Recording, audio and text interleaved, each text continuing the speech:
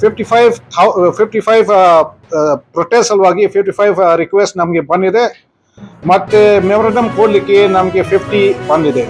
So ನಿನ್ನೆ ಅದು DCSF ಜೊತೆಗೆ ನಾವೆಲ್ಲ ಡಿಸ್ಕಷನ್ ಮಾಡಿದ್ವಿ.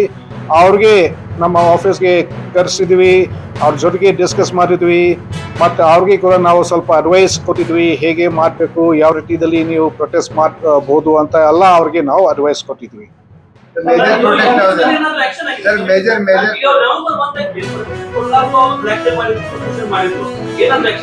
ಸೊ ಆವಾಗ ನಾವು ಒಂದು ಕೇಸಸ್ ನಾವು ಬುಕ್ ಮಾಡಿದ್ವಿ.